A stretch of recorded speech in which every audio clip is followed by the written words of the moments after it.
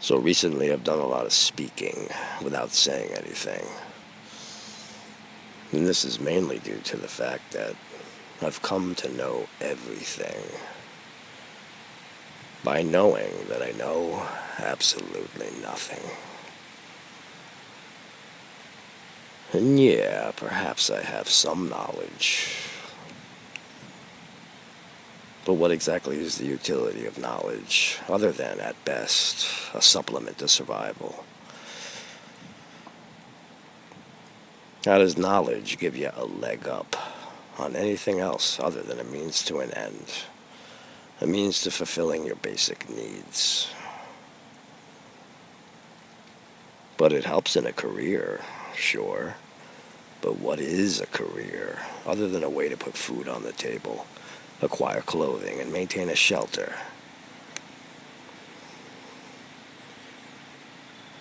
And yet, if you took the most intelligent, sophisticated, contemporary man in the world and dropped him in the wilderness, in which it would be a 5-day hike in any direction he took, he probably wouldn't know what to do with himself. He would more than likely die out there. So at what point does knowledge become a handicap? At what point does a modern industrial society alienate us from nature? And yet, is survival important? Do we survive because it's important? Or do we survive because we can?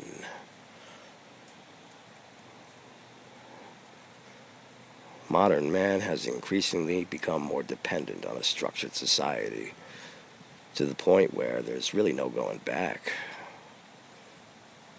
If society collapsed, most people wouldn't survive, nor would they want to survive.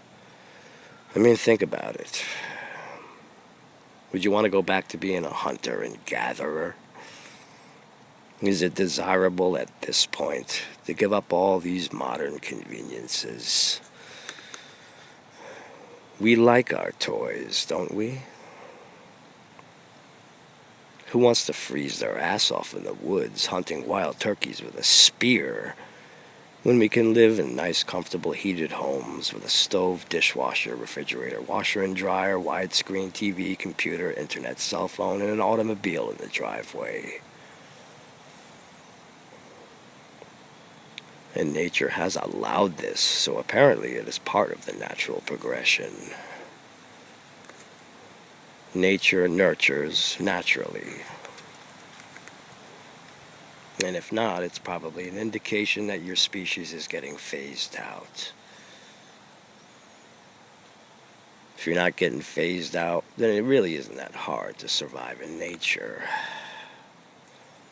As easy as knowing how to follow beacons. All it requires is instinct.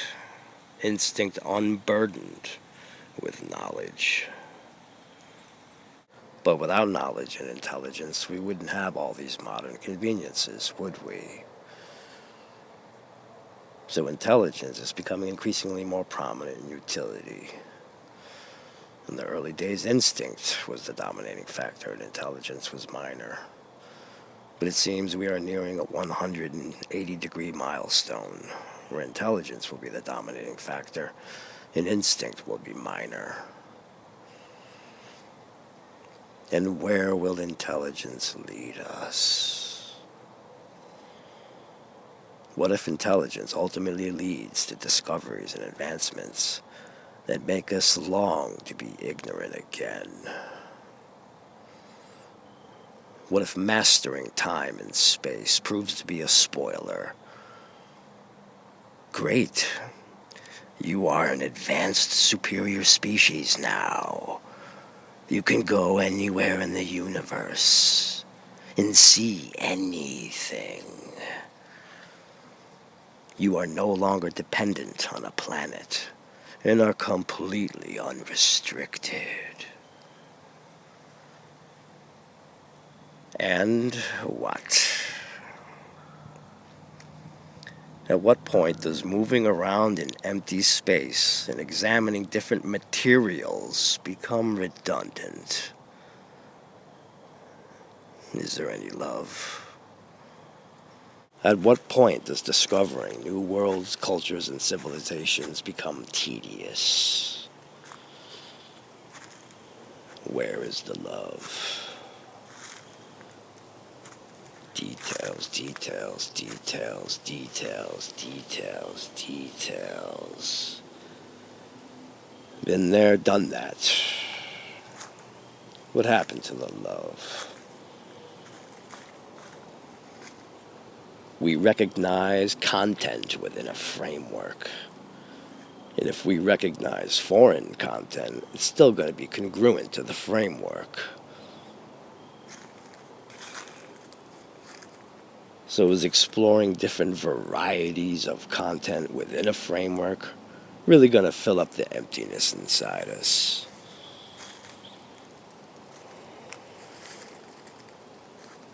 And with advanced intelligence and advanced technology, will we really know anything beyond the ins and outs of content? So this is why, whether you're a brute caveman or a highly advanced civilized intelligent being flying around in a spacecraft, you still don't know jack shit. Both equally navigators of content within a present moment. Yes, the present moment. That's all there ever was, and it's all there's ever going to be.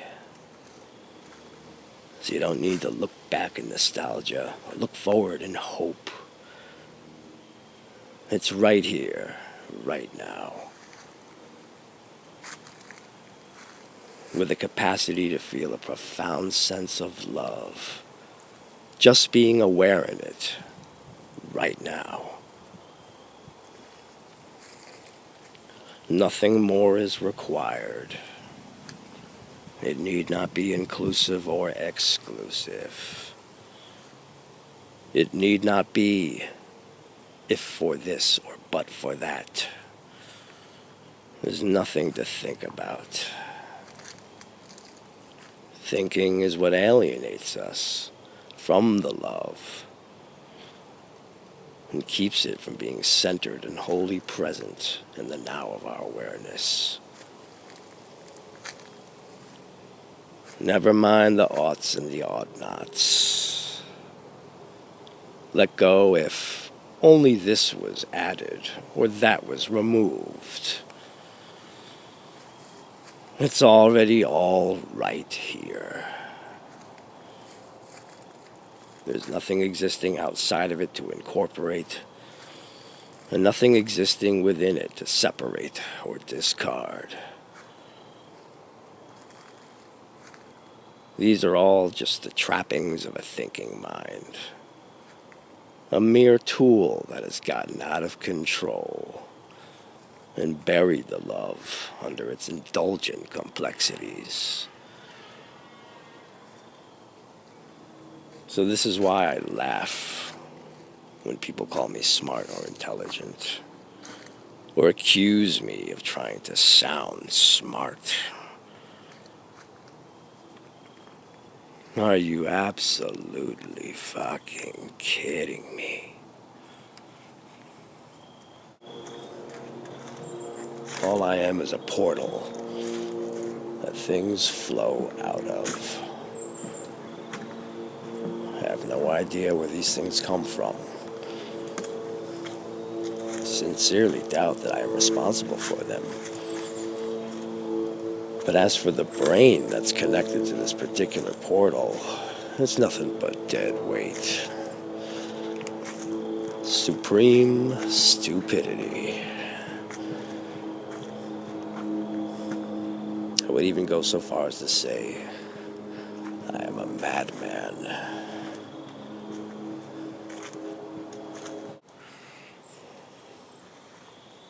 You could say that I'm self-taught, but I have a bizarre way of processing information. So to obtain any knowledge from me would be like reading an encyclopedia from the Twilight Zone.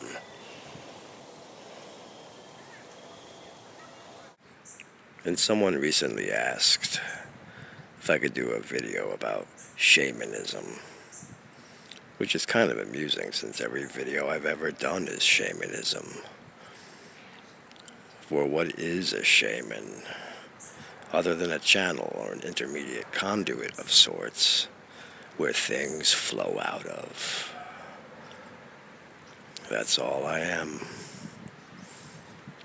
The excess of sense perception leads to the insanity of wisdom, which enables me to detach from the intellect, thereby allowing for an output of creativity.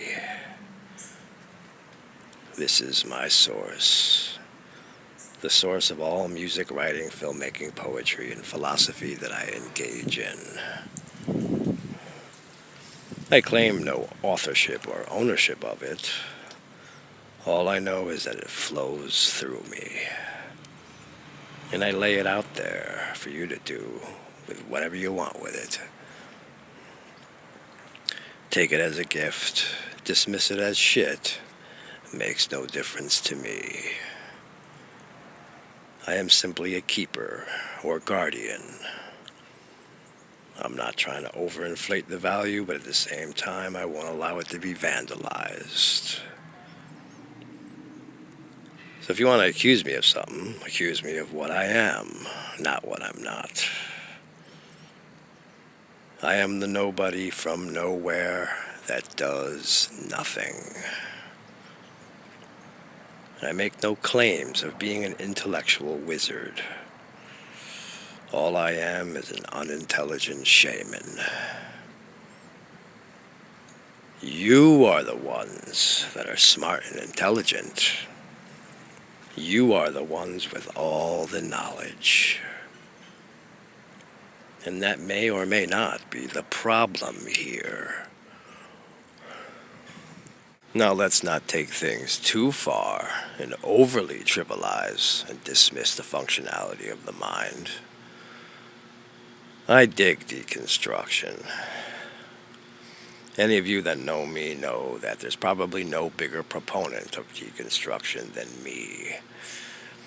I'm down for deconstructing everything. And there's not one inventory item, whether of object, concept, system, content, or context, that is above deconstruction. But what I don't dig is reckless deconstruction. Specifically, these modern-day life coach gurus, which of course can't really be called spiritual gurus because they dismiss spirituality. So I guess they can be more accurately described as material gurus. And I agree to a certain extent, in that the term spirituality is mostly defunct and useless due to associations with religion. It is pretty much ready for the garbage can.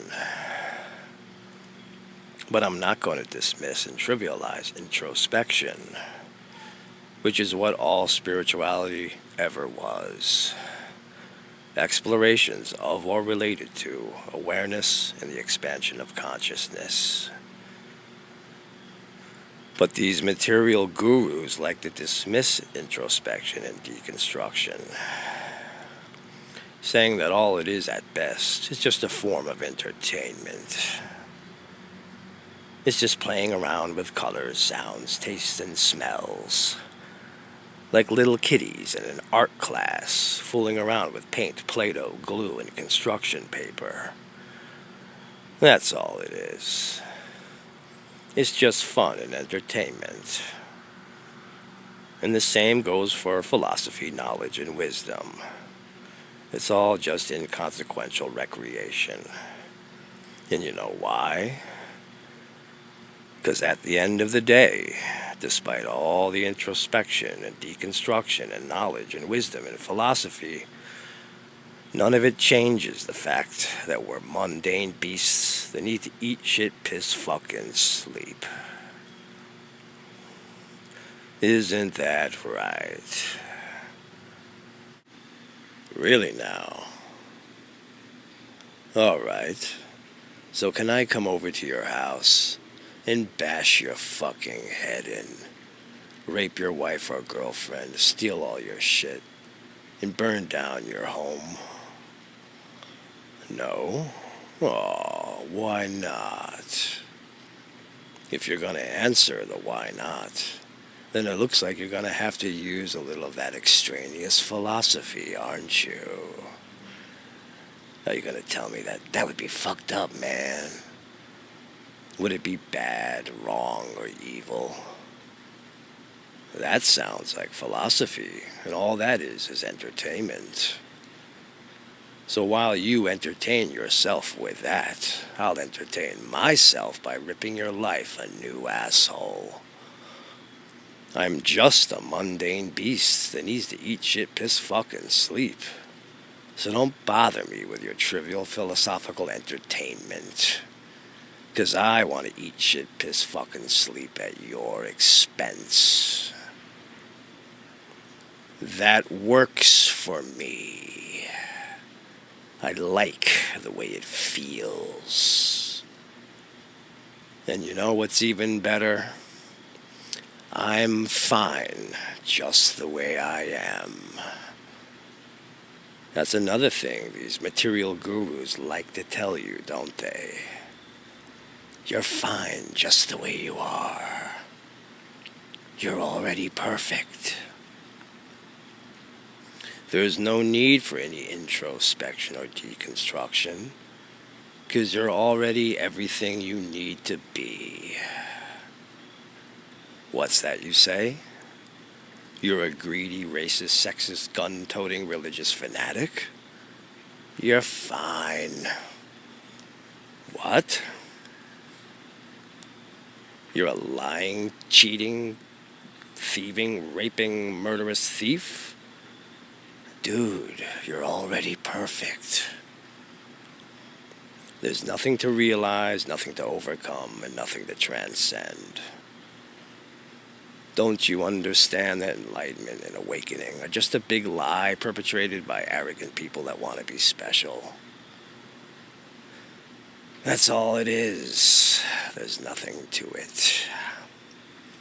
You've already been enlightened this whole time, just by being a mundane beast that needs to eat shit, piss, fuck, and sleep. And that's why, also, you'll be happy to know that you don't need any teachers. That's another thing the material guru will tell you. There's no need for any teachers. Because after all, you learn everything spontaneously, right? You don't need to listen or observe anyone. You don't need to study, and you don't need to read books. All that shit just comes automatically. And if you do seek a teacher, especially a spiritual teacher, all it indicates is that you are insecure about yourself. That's all it means. You're not happy with yourself, and you wish you were somebody else. It's got nothing to do with gaining insight or discovering new tools for introspection and deconstruction. Because after all, those things are just entertainment. It's just a sign that you are a desperate and pathetic idiot. Even though you're perfect. You already know how to eat shit, piss, and fucking sleep, don't you? So what more is there to know? If only it were that simple. We're not cavemen operating on instinct anymore. We are intelligent, self-reflective beings that not only have to find a balance between body and mind, but also find a way to become the master of our body and mind, and not allow the body and mind to master us. It's a bit of a quandary.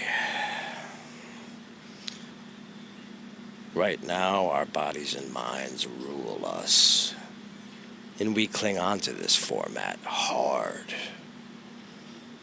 It is a major attachment and has become the default position. And so our usual mode of operation has become to cling on to the things that reinforce this attachment and to push away the things that threaten it. Through our minds, we have learned our way into this, and through our minds, we can unlearn our way out of it.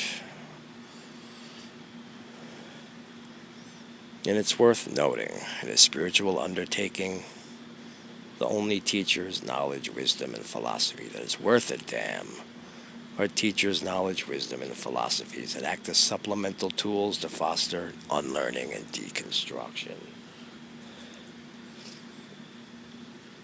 To enable oneself to return to the present moment in full lovingness, with the body and mind as simple tools to navigate it, clinging to nothing and not pushing anything away. This is the clear, consequential, non-trivial knowledge, wisdom, and philosophy that comes to fruition and is applicable not only to oneself, but to everything and everyone in your experience. For what is fundamentally beneficial to you is fundamentally beneficial to others, which opens up a practical path through life that has nothing to do with morality. For if one is fully clear and centered in the present moment, full of love, not clinging and not pushing away, then the body and mind will follow suit. And surely one will not be engaging in any activities of word or deed that would cause others to cling or push away.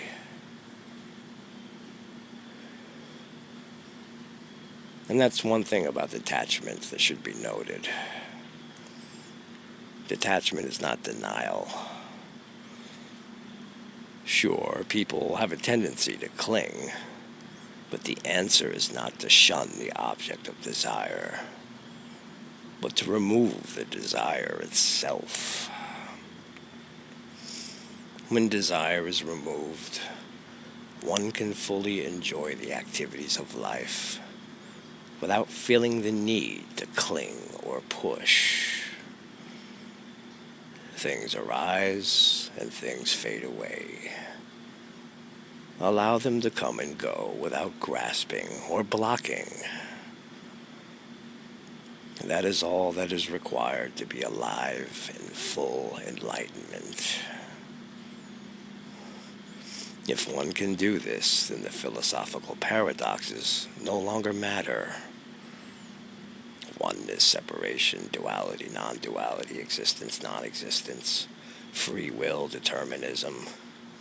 Whether it's one, the other, or both, here you are, in the present moment. Perhaps it is because of these paradoxes that you even have a present moment. You don't need to sift through these things to find enlightenment. Let it all go and just live enlightenment.